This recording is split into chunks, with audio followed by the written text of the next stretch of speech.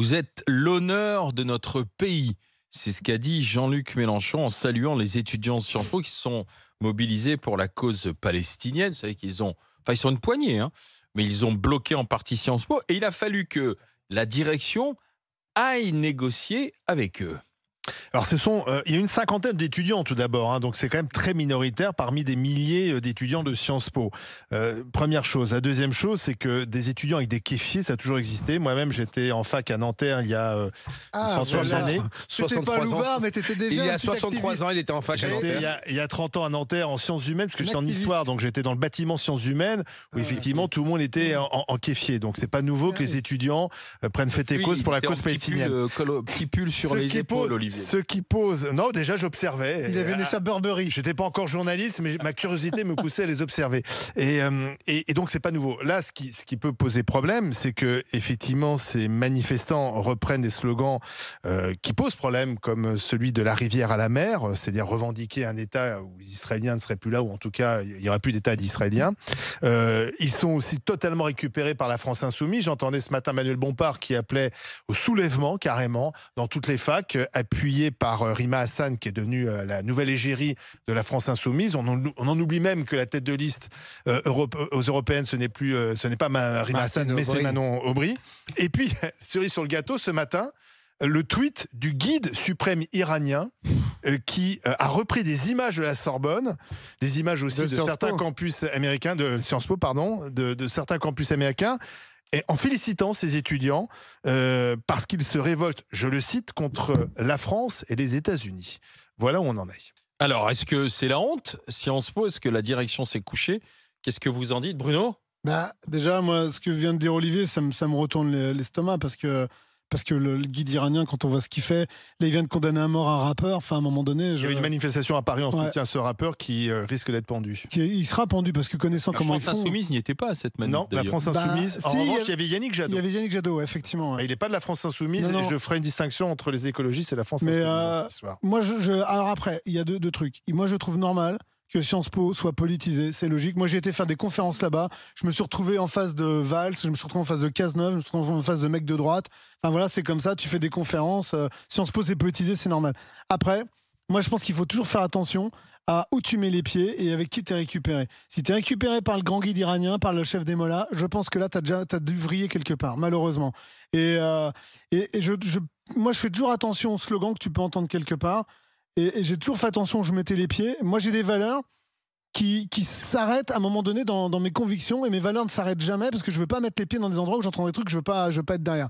Et effectivement, la récupération qui est faite derrière, alors que je trouve ça normal à un moment donné de demander certainement des débats au sujet-là, de faire un peu plus de liberté. Aujourd'hui, il y a quand même des vrais sujets sur ce qui se passe à Gaza, et je pense qu'il faut quand même en parler. Peut-être que...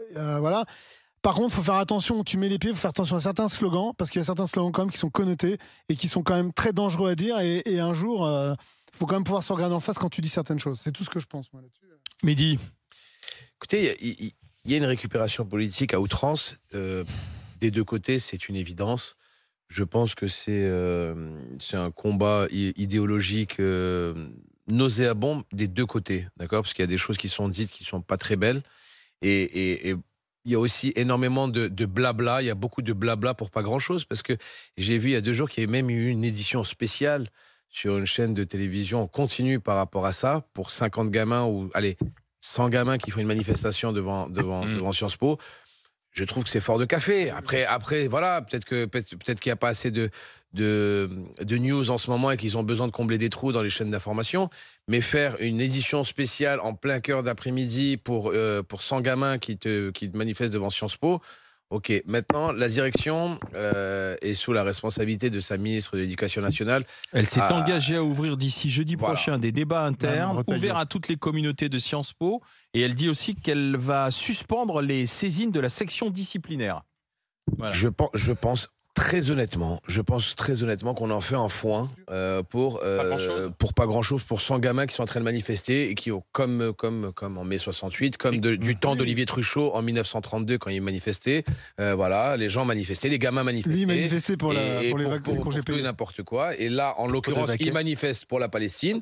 C'est leur choix, tant que ça reste dans les lois de la République. Il ne faut pas bloquer alors. Il faut pas bloquer. Tant que ça reste, mais tant que les manifestations sont républicaines, tant qu'elles sont autorisées et qu'on reste dans les lois de la République, il n'y a pas de souci. Mais regardez qui est sur la photo qui est derrière Alain Marchal.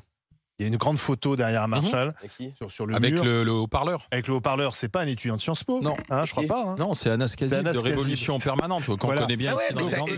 C'est là où je vous dis, voilà, c'est là où je vous dis qu'il y a de la récupération politique à outrance. Attention, il y a de la récupération politique des deux côtés, du côté LFI et il y a de la récupération politique aussi de l'autre côté qui te disent, voilà, regardez, c'est la Palestine, il y a des trucs, c'est pas normal. Je dis simplement que ceux qui viennent haranguer les foules et pousser les étudiants, c'est pas des gens qui n'ont rien à voir avec Sciences Po, qui veulent foutre le bordel, c'est des révolutionnaires. Qui n'ont rien à voir même avec...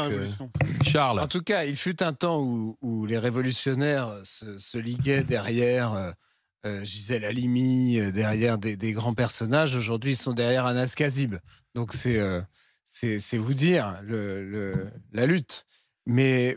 Bon, moi je suis un peu comme mon camarade de droite Bruno Poncet. Je pense que de droite parce qu'il est assis à ma droite. Je pense qu'il est normal que les étudiants de Sciences Po se mobilisent pour ce genre de cause. Ils sont dans leur rôle d'étudiants de Sciences Po. Ce sont des jeunes bourgeois qui jouent avec le kéfier sur la tête à se prendre pour on ne sait quoi. Je pense qu'ils feraient quand même moins les malins. Ils voteront à droite dans 20 ans, c'est ça?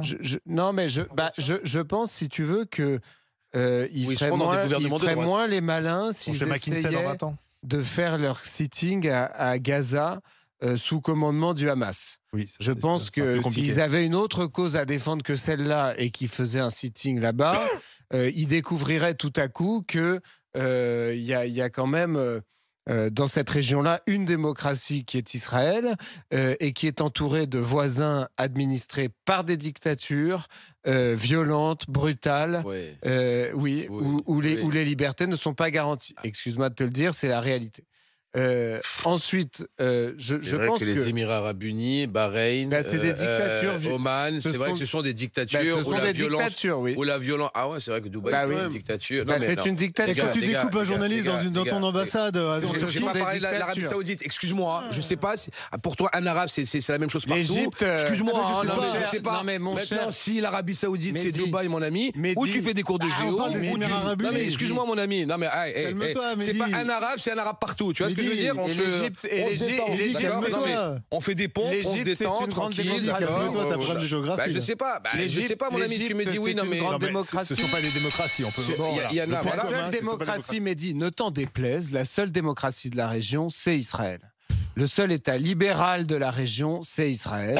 Je suis désolé de vous le dire. Le seul endroit où les droits et libertés des citoyens sont garantis dans cette région, c'est Israël. Et c'est d'ailleurs Israël qui est visé par tous ses voisins qui veulent tous le détruire. Donc ça, c'est un état de fait.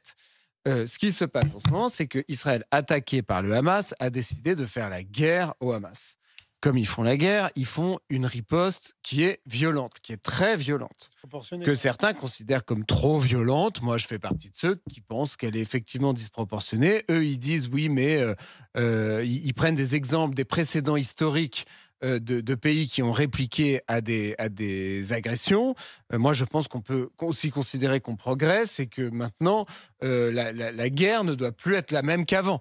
Ils font une guerre un peu à l'ancienne, disons, à Gaza, et donc il y a évidemment des morts qui sont condamnables. Et je pense aussi que ces jeunes viennent en quelque sorte suppléer à l'atonie du monde politique sur la question de Gaza. C'est-à-dire que tout le monde se tait, en fait, quand même, à part LFI, parce que aussi, beaucoup de gens pensent que la riposte israélienne est légitime.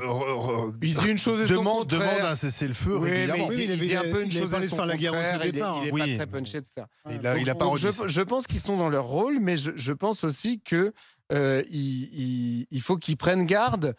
Typiquement, ils sont harangués par Anas Kazib. Je pense que si tu donnes le pouvoir à Anas Kazib, tu ne restes pas en démocratie derrière. Donc moi, je serais tranquille. Il faut qu'ils fassent attention. C'est vous qui êtes emmerdé là. Je pense qu'il faut qu'ils fassent attention au régime qu'ils défendent. Ouais. Voilà. Nous sommes avec Baudouin. Baudouin, bonjour. Oui, bonjour les GG. Oui, bien, Baudouin. Vous êtes cavalier enseignant dans le Loir-et-Cher. Qu'est-ce que vous en pensez alors de ce qui s'est passé à Sciences Po et de la direction qui a négocié avec les étudiants alors? Je trouve que c'est lamentable que Sciences Po soit occupé de la sorte. Ce serait bien qu'on arrive enfin en France à avoir une position ferme, forte et courageuse, d'arrêter de se laisser enquiquiner, pour rester poli, par ces fauteurs de troubles. Parce qu'on s'aperçoit qu'en fait la cause palestinienne est complètement discréditée, puisque maintenant elle est à la solde des barbus.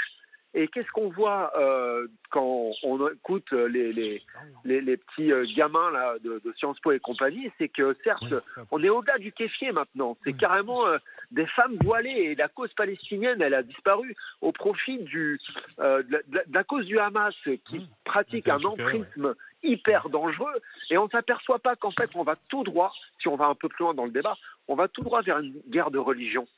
Et je pense que ce qui a fait que la France a pu être ce qu'elle a été et qu'on est en train de faire disparaître, c'est que le principe de la laïcité n'est pas respecté, il est bafoué tous les jours. Tous les jours, il est bafoué. Et on ne devrait pas l'accepter parce qu'on est en train de foutre en l'air ce qui a fait que notre pays a tenu pendant des décennies. Et donc, oui, effectivement...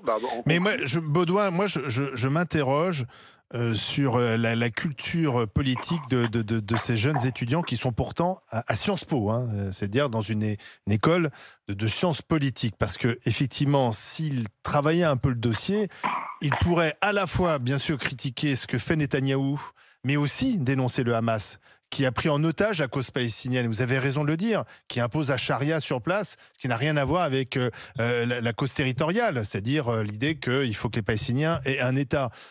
Et je pense que la crédibilité serait de condamner ce que fait Netanyahou à Gaza, mais aussi dire qu'avec le Hamas, il n'y a pas d'avenir pour les Palestiniens.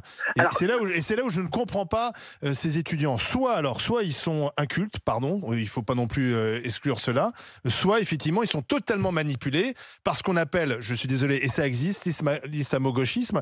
Et d'ailleurs, ça a été inventé par les mollahs iraniens. Hein. On a parlé, la première fois de parler d'islamo-gauchisme, c'était fin 70, lorsque la gauche soutenait le retour de Khomeini en Iran.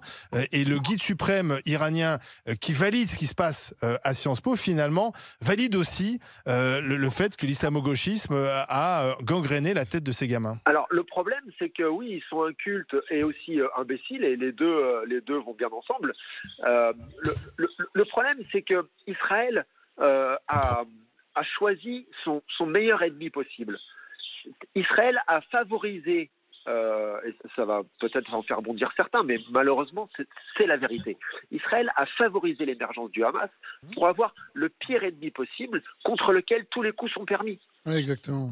C'est ça qui s'est passé, c'est ça qui est horrible. Et à un moment donné, les Palestiniens, ayant vu que le Fatah n'était pas capable d'arrêter l'expansion et les colonies, ont voté à Hamas. Et à ce moment-là, les Israéliens disent, regardez, d'un point de vue électoral, ils ont voté en âme et conscience pour un parti de fous furieux. Ah, mais d'accord, mais Israël a aussi favorisé cette émergence-là. Tout ça ne rend pas service aux Palestiniens. Mais non, mais bien sûr que non. Et la cause palestinienne, maintenant, elle est foutue parce qu'elle est défendue que par des barbus. Non, enfin moi je suis pas d'accord avec vous, Baudouin, là-dessus. Il n'y a pas que des barbus. Déjà, qui finance le Hamas, c'est l'Iran. Oui, non, mais si vous regardez les gamins qui sont dans la rue, c'est pas des barbus. En France, on essaie pas encore les barbus qui sont manipulés là-dessus. C'est des crétins qui finiront barbus. Oui, mais non, pas du tout. Non, mais je suis pas sûr parce que j'ai vu des associations LGBT, ils tiendraient pas 2 secondes à Gaza ni à Téhéran.